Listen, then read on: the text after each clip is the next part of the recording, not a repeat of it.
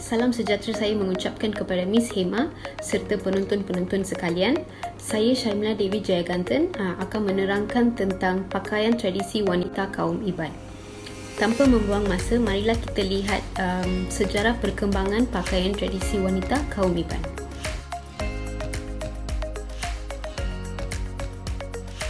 Baju tradisional kaum wanita Iban dipanggil Nyipan Iban. Seluruh bajunya ditenun dan ianya penuh dengan corak-corak yang sangat menarik. Asal-usul Nyipan Iban dipercayai berasal daripada seorang gadis yang bernama Kumang. Sekiranya pengguna yang memakai Nyipan dengan sesuka hati, ia boleh memberi kesan negatif kepada budaya masyarakat Iban dan juga dipandang serong. Antara barang perhiasan yang dipakai bersama Nyipan adalah tenggo, sugu tinggi dipakai di kepala, juga dikenali sebagai tall combs dan diberbuat daripada corak bunga-bungaan.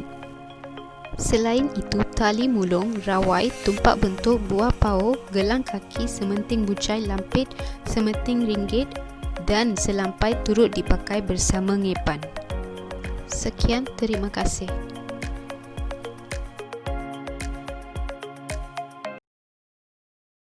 Assalamualaikum dan hai semua. Apa yang saya ingin kongsikan adalah cara membuat terabai Iban. Alatan yang digunakan adalah kertas, kotak, gunting, gam dan juga pen. Gunting kotak besar menjadi lebar dan kotak kecil berbentuk seperti di dalam video. Terabai Iban dikategorikan di dalam aksesori pakaian, di mana dahulunya dijadikan sebagai pelindung dalam peperangan oleh kaum Iban dan Dayak di Sarawak.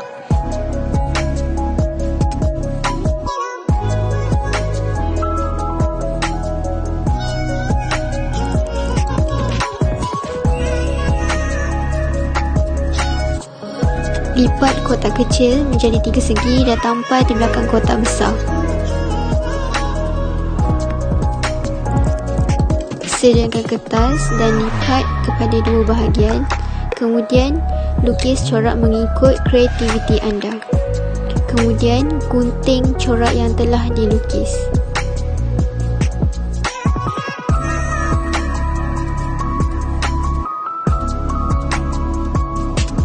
Corak akan berbentuk seperti demikian apabila dibuka. Setelah selesai, tampal corak di atas kotak yang besar. Akhir sekali, setelah kotak dibalut dan corak ditampal, lukis dan tambah desain untuk mencantikkan terabai Iban. Terabai Iban boleh dilakukan di dalam berbagai warna dan juga corak. Contoh di dalam video adalah contoh ringkas sahaja.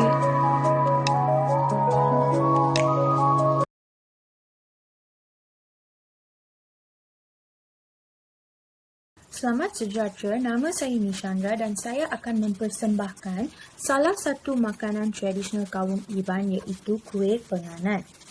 Kuih penganan atau sering kali juga dipanggil sebagai kuih penyaram ini adalah kuih yang berbentuk bulat dan berwarna seperti ini. Kuih penganan ini biasanya disediakan oleh masyarakat kaum Iban dengan hanya menggunakan 3 bahan utama, iaitu gula nila, tepung gandum dan tepung beras. Walaupun kuih penganan ini sangat mudah untuk disediakan dan menggunakan bahan-bahan yang boleh didapati saja di rumah, namun begitu, kuih penganan ini ada keistimewaannya tersendiri. Kuih penganan ini adalah kuih tradisional kaum Iban kerana sejak turun-temurun kaum Iban akan menyajikan kuih penganan atau kuih penyaram ini pada hari Gawai. Apabila mengunjungi rumah panjang pada perayaan hari Gawai, kuih penganan ini adalah salah satu makanan yang wajib disajikan. Selain itu, kuih penganan ini juga adalah salah satu makanan yang akan disajikan dalam piring yang sangat besar dengan kuih-kuih yang lain pada upacara miring. Oleh kerana disajikan secara turun-temurun pada hari gawai dan upacara miring, kuih penganan ini adalah kuih tradisional kaum Iban. Assalamualaikum warahmatullahi wabarakatuh dan selamat sejahtera kepada semua. Nama saya Nurfahan Nadira binti Nur Aman. Saya akan menjelaskan tentang makanan moden kaum Iban. Sebelum kita ke arah moden, lebih baik kita mengimbas kembali kepada zaman tradisional. Makanan yang saya pilih untuk dibentangkan kepada anda semua pada hari ini ialah minuman tuak. Apa itu tuak? Tuak merujuk kepada sejenis minuman beralkohol. Tradisi ini popular dalam kalangan masyarakat Bumi Putra ataupun masyarakat asli. Baiklah, tuak beras merupakan sejenis minuman popular masyarakat kaum Iban pada masa dahulu. Biasanya tuak ini diperbuat daripada sejenis beras yang dipanggil beras pulut. Beras pulut ini akan direndam bersama air di dalam tempayan atau dikenali sebagai tajau. Proses tersebut akan mengambil masa sehingga 2 minggu atau sekurang-kurangnya 2 minggu untuk beras tersebut dan air tersebut diperam sehingga ianya boleh diminum. Dan beras tersebut juga akan menjadi sejenis makanan yang dinamakan sebagai nasi tapai. Baiklah, tuak bukan sahaja menjadi sebagai minuman beralkohol popular pada hari gawai bagi masyarakat Iban, tetapi ia juga merupakan pelengkap kepada upacara-upacara tradisional bagi masyarakat Iban. Upacara tradisional tidak akan menjadi tanpa tuak. Hari gawai tidak akan lengkap tanpa tuak. Majlis kenduri kaum Iban tidak akan meriah tanpa adanya tuak. Begitulah menunjukkan bahawa tuak merupakan perkara yang sinonim dengan kaum Iban. Sudah cukup kita mengimbau kembali kepada zaman tradisional. Pada hari ini, saya akan membawa saudara dan saudari mengenali tuak di zaman moden. Kini, seiring dengan peredaran zaman, minuman tradisi yang digemari oleh masyarakat kaum Iban kini telah mengalami inovasi dan kreativiti. Ia bukan sahaja mempunyai rasa asli tuak beras, tetapi ia telah mempunyai perisa buah dan daun pandan. Nampak? Masyarakat Iban kini telah mengalami inovasi dan kreativiti. Mereka telah mencipta tuak yang mempunyai pelbagai perisa. Baiklah, saya akan menunjukkan saudara dan saudari tentang tuak pandan. Baiklah saudara dan saudari, hari ini saya akan memperkenalkan tuak pandan. Tuak pandan ini mengalami proses yang sama seperti tuak beras. Namun, dalam pemprosesan tuak pandan, daun pandan akan diperam bersama beras pulut dan air. Proses pemerapan mengambil masa sekurang-kurangnya 2 minggu. Apabila daun pandan telah diperam bersama beras pulut dan air, ia akan menghasilkan rasa daun pandan dan ianya dikenali sebagai tuak pandan. Pada zaman kini, tuak bukan sahaja mempunyai rasa daun pandan, tetapi tuak juga mempunyai rasa perisa buah seperti buah nanas, buah pisang dan sebagainya. Rasa kandungan alkohol di dalam tuak juga boleh dikurangkan atau ditambah mengikut bilangan jumlah rangsi yang dimasukkan semasa proses pemerapan. Ini mengikut cita rasa penggemar minuman tuak. Baiklah, sekian sahaja daripada saya Nurfahan Nadira Nur Aman. Wabillahi wal taufiq wal hidayah. Wassalamualaikum warahmatullahi wabarakatuh. Ini saya mempunyai replika untuk permainan tradisional kaum Iban yang lebih dikenali sebagai manuk sabung. Permainan tradisional ini dimainkan oleh orang Iban secara universal di Sarawak. Ayam yang digunakan untuk pertandingan ini ialah ayam jantan. Ini adalah permainan yang dikatakan pertama dimainkan oleh para dewa kaum Iban. Dalam pertandingan ini, setiap ayam jantan akan dipasang taji. Kegunaan taji adalah melindungi diri dari musuh dan dijadikan senjata ayam untuk melindungi diri dari mara bahaya di dalam pertandingan ini. Ianya juga dijadikan satu organ untuk menarik lawan jenis. Oleh kerana permainan tradisional ini dimainkan oleh para dewa dan roh kaum Iban, ia mesti dimainkan di setiap perayaan utama untuk menggembirakan para dewa yang dipercayai hadir secara rohani. Untuk permainan moden bagi kaum Iban ialah sumpit. Sumpit digunakan oleh etnik pribumi di Sarawak pada masa lalu untuk memburu haiwan di hutan. Sumpit dan anak panah dibuat daripada bahan yang berbeza seperti kayu dan buluh pada masa dahulu. Sumpit pada masa sekarang diperbuat daripada sejenis plastik ataupun sejenis kayu yang lebih ringan. Bagi anak panah sumpit moden, ianya tidak tajam dan tidak beracun seperti anak panah sumpit tradisional. Ia sesuai untuk dijadikan sebagai permainan untuk kanak-kanak maupun orang dewasa di hari sukan nikah ataupun hari sukan. Anak panah ini boleh digunakan untuk menembak belon. Salam sejahtera, saya Himalata ingin menjelaskan tentang kraft tangan tradisional kaum Iban. Selain daripada bercucuk tanam, memburu dan memancing, kaum Iban juga pandai dalam menghasilkan kraft tangan. Hasil kraft tangan mereka selalunya akan melambangkan masyarakat tersendiri. Bahan-bahan untuk menghasilkan kraft tangan seperti rotan, bolu, daun nipah akan diperolehi daripada kawasan persekitaran mereka.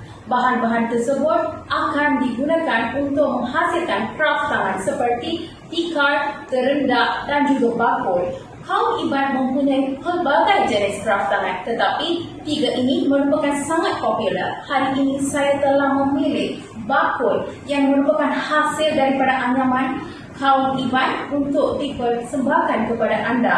Bakul ini merupakan bakul tradisional kaum Iban. Ia dianyam menggunakan rotan dan anda boleh lihat warnanya iaitu warna asli, tidak disabuk mana-mana warna artifisial. Bakul ini boleh digunakan untuk menyimpan ataupun membawa barang. Setiap bakul yang dihasilkan oleh kaum Iban mempunyai fungsi-fungsinya tersendiri seperti bercucuk tanam, menuai, menyimpan padi, mengumpul paku pakis dan juga buluh. Seperti anda lihat, kraft tangan. Kebanyakan kraft tangan kaum Iban akan dihasilkan oleh kaum wanitanya. Menurut kaum Iban, wanita yang tidak mahir dalam menghasilkan kraft tangan tidak boleh berkahwin. Kaum lelaki akan memandang rendah kepada kaum wanita tersebut. Oleh itu, wanita yang ingin berkahwin wajib membelajar kemahiran menganjam. Ia diwajibkan kerana dipercayai bahawa kemahiran menganjam dapat menambat hati si keluarga mentua dan juga dapat meningkatkan pendapatan keluarga selepas berkahwin. Sekian sahaja daripada saya. Salam sejahtera. Saya juga akan membentangkan kraft tangan dari segi moden. Anda telah melihat satu kraft tangan yang sangat popular di antara masyarakat Iban iaitu bakul diperbuat daripada rotan. Dari segi moden, bezanya ada seberapa saja, iaitu dari segi bentuk, saiz, warna, hiasan dan juga harga.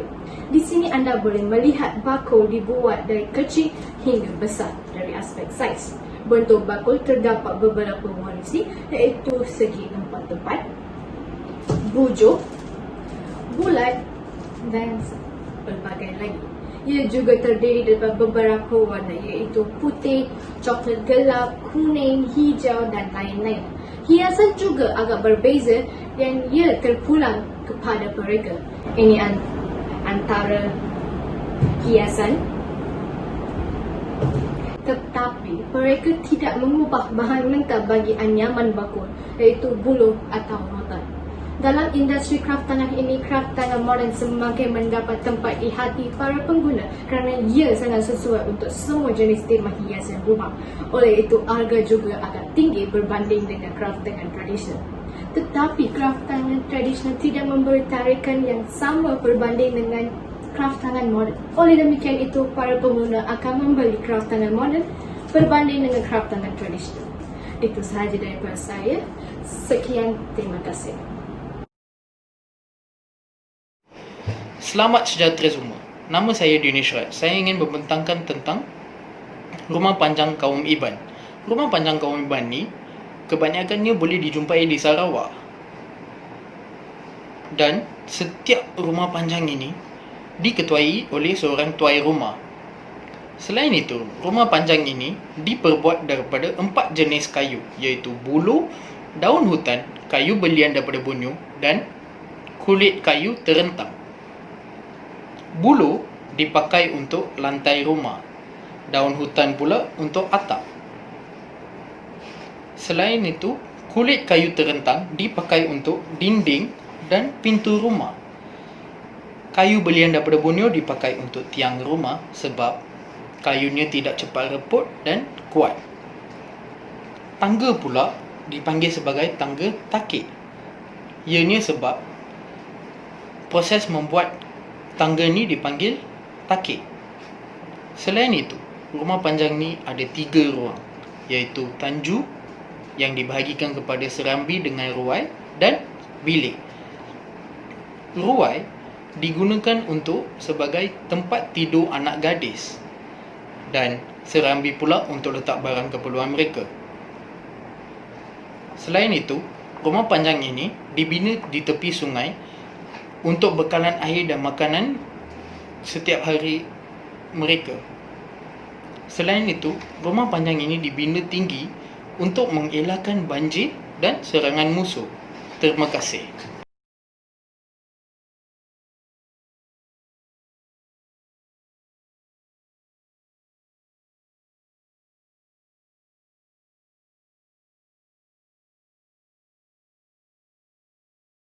Salam sejahtera. Nama saya Brenda Katrina James. Sekarang saya akan terangkan tentang seni bina masyarakat Iban. Salah satu seni bina masyarakat Iban adalah rumah ibadat iaitu gereja. Nama gereja itu adalah Gereja Katolik Mount Osana. Dalam bahasa Inggeris disebut Mount Osana Chapel Catholic Church. Gereja ini diusahakan oleh Father Richard Cook, iaitu antara pemimpin agama Kristian Roman Katolik yang tersohor di Sarawak. Gereja Katolik Mount Hosanna mempunyai gaya seni bina yang sangat menarik dan terletak di kawasan kilometer 157 Jalan Kuching Sri Aman, Sarawak. Sebab bangunan gereja ini melambangkan 3 lilin putih yang besar dan terdapat 106 tang yang dinamakan tangga Jacob untuk menunjuk ke gereja ini yang terletak di puncak bukit. Gereja ini sangat popular di kalangan masyarakat Iban kerana setiap hari Ahad akan diadakan upacara healing bermula pukul jam 10 pagi. Akhir sekali, zaman pemodernan ini, Gereja Katolik Mount Hosanna menjadi tempat menarik untuk pelancong. Ini sahaja daripada saya. Terima kasih.